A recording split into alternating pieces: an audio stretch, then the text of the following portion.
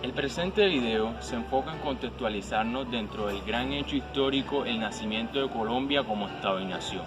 De forma consecutiva se podrá observar cómo la independencia de Colombia influyó en la política y en la nueva perspectiva de nación para dar a conocer las nuevas ideas de política actuales, la influencia que tuvieron las constituciones colombianas y finalmente se hace un análisis crítico sobre cómo fue el proceso de formalización de Colombia como Estado y Nación y por qué estos factores influyeron en la política que se maneja actualmente, lo que nos conduce inmediatamente a ciertas conclusiones que son vitales para la interpretación clara y precisa de este hecho.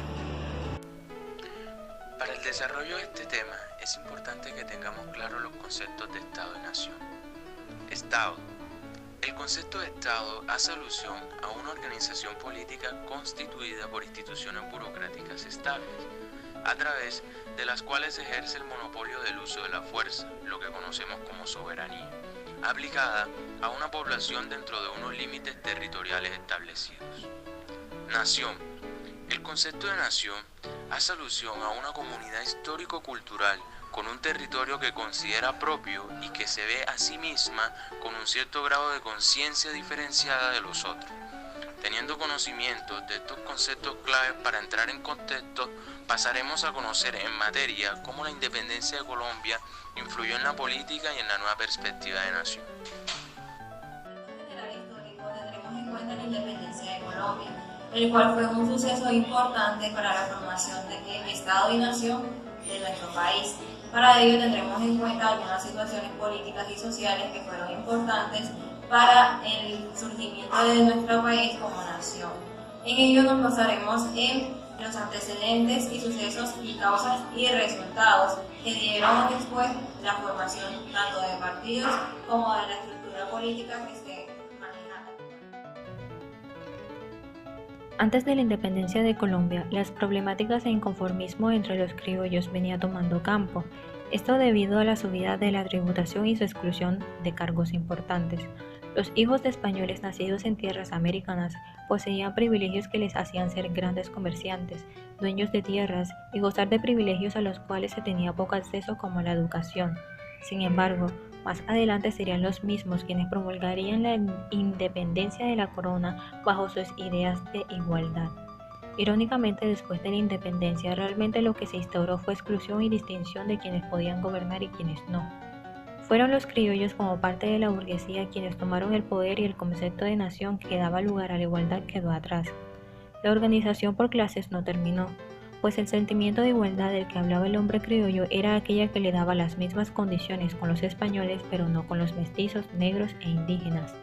Después de la independencia, la burguesía criolla toma las riendas de la administración de la república y empiezan las disputas por la forma de gobierno a implementar. Comienzan los desacuerdos entre centralizar el poder o crear un gobierno federalista. Se desarrolla una ciudadanía de minorías, personas no poseedoras de tierras o posesiones, económicamente dependientes, mujeres y otros grupos no podían votar y con esto el derecho del sufragio era aplicable para ciertos grupos. Con la apertura de una aparente democracia se toman en cuenta los intereses de las élites con sus intereses privados, afirmando así la distinción entre grupos sociales. Lo que debería ser público empieza a ser privatizado. La falta de inclusión de los grupos populares como obreros y campesinos en el proceso de la formación da como resultado la búsqueda de alternativas fuera del bipartidismo. No solo había un problema político que afectó la formación de Colombia como Estado-nación, sino que dicha división se ampliaba por las diferencias económicas que dejaban a gran parte de la población excluida, como los campesinos, de un gran plan político que les garantizara por lo menos la seguridad de lo poco que poseían. El proceso nacional colombiano ha sido nutrido con un gran número de normas constitucionales que han sido modificadas o implementadas dependiendo de la situación que está afrontando el país. Estas reformas se deben a que hay cambios políticos, económicos, militares, sociales, etc., y que son utilizadas las reformas para el beneficio de la sociedad. Desde 1811 a 1991 han sido modificadas e implementadas muchas normas constitucionales, siendo la de 1886 la que más tiempo ha durado en las normas constitucionales colombianas, hasta la última, que es la actual, de 1991. Colombia es un país que se ha caracterizado por una significativa y continua trayectoria constitucional. Lo demuestra la aplicación un poco más de 100 años de la Constitución de 1886. Antes de ella, la historia constitucional colombiana se remonta a los años de 1809, cuando se crean las primeras constituciones federalistas en Colombia. Constitución Federalista de 1811. Entre el periodo de 1809 a 1830 no había una identidad constitucional, puesto que era marcada la divergencia normativa de la Gran Colombia. Era innegable que en nuestro territorio los dirigentes se encontraban ante una incertidumbre y disparidad constitucional, lo cual se puede comprobar al ver que en 1811 fue expedida la Constitución del Estado Libre del Socorro y la Constitución de la provincia de Cundinamarca. Constitución de 1830.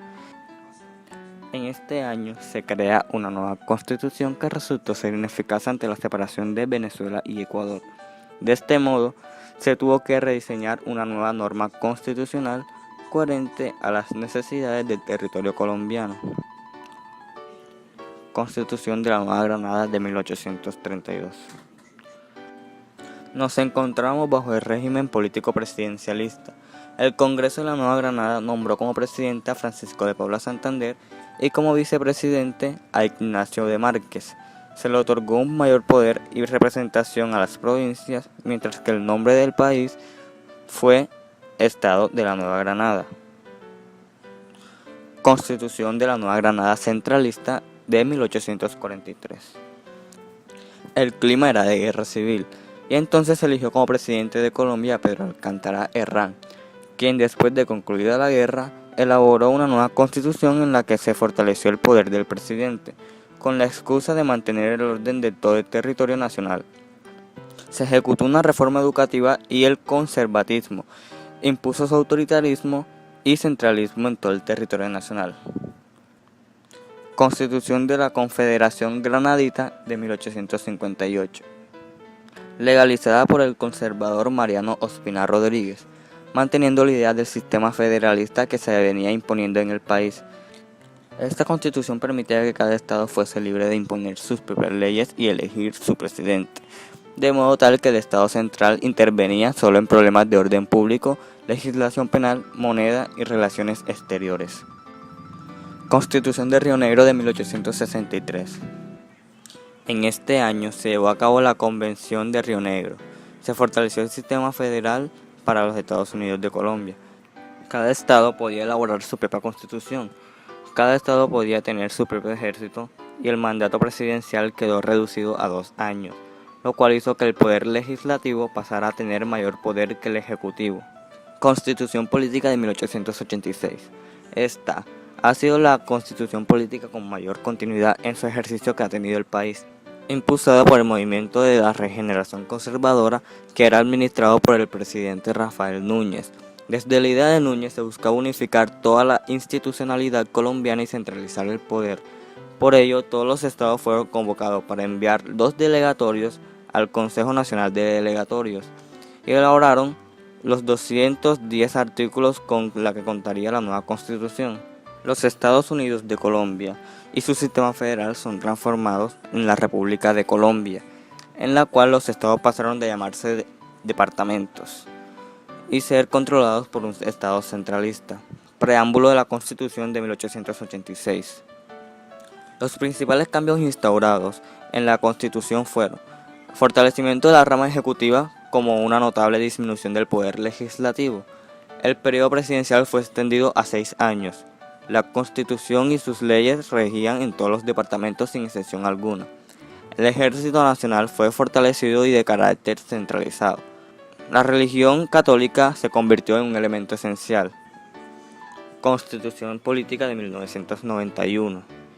Ante la inminente necesidad de un cambio de la Constitución por los nuevos desafíos sociales, políticos y económicos en 1990, se generó un movimiento de jóvenes universitarios que tenía como iniciativa reformar el marco normativo constitucional. Para ello, se crea la Asamblea Nacional Constituyente, que hizo posible la redacción de la Constitución en 1991. es necesario demarcar la importancia que tuvo el proceso de formalización política como Estado y nación de nuestro país. Para esto es necesario realizar un análisis crítico sobre las situaciones que están pasando actualmente. Como ciudadanos debemos de entender y tener conocimiento de cuáles son los derechos que nos pertenecen. Para esto tenemos que concientizarnos de cuál es la situación que estamos viviendo para así poder exigir nuestros derechos y poder ser verdaderos partícipes de la política que se maneja en nuestro país. Actualmente Colombia vive una política sesgada por la distinción que hoy se refleja en los extremos de quien concentra el poder y las riquezas, quien sufre las limitaciones que esto puede ocasionar. Sigue siendo utilizada como media de accionar privado, es decir, priman los intereses de quienes representan y concentran el poder. Asimismo, la población menos favorecida sigue buscando figuras y alternativas que aparentemente les representen como supuestos líderes que nacen de las crisis y ciertas situaciones ideales para ensalzar su oratoria, pero que al final persiguen propósitos distintos al colectivo. Palabras como corrupción, cambio, paz, eso no fue durante mi mandato, son en cualquier orden e independientemente del interlocutor las palabras claves para que los políticos se lancen a hacer campañas con mira a la Casa de Nariño. Básicamente, hablar de lo mismo que hemos hablado durante los últimos años y que pareciera que no queremos solucionar, además de perpetuar para tener siempre algo de que hablar cada 4 años. Y eso no es solo un ruido de fondo, es el principal combustible para que el pueblo, nosotros quienes pagamos al final todas las cuentas y nos vamos a acostar todos en el mismo país al final de las campañas, indiferentemente de quién hubiera ganado, esta vez no empezamos a destrozar unos a otros a lengua y cizaña. Les dicen tendencias políticas, partidos o corrientes ideológicas, los últimos militantes de aquellas causas trasnochadas de finales del siglo y hasta en el invierno de sus vidas, viendo que no nos han dejado más que un país descompuesto, lleno de odio y peor aún, hablando siempre de lo mismo y de la misma manera. Cada vez que buscamos explicaciones concretas para entender por qué un país lleno de recursos naturales y humanos y sobre todo con ganas de salir adelante, estamos como estamos, terminamos siempre en la misma conclusión. Una conclusión que más que reflexiva hace parte de una herencia maldita que nos ha dejado las generaciones que nos han precedido. Lamentablemente, es una situación que nos está presentando desde ahora y ese legado del que se ha hablado es el que hasta hoy en día nos condena y nos tiene atado una cadena que casi siempre evitamos romper con el manto de la indiferencia. Es hora de despertar y caminar por un nuevo sendero, un sendero libre de odio y lleno de paz.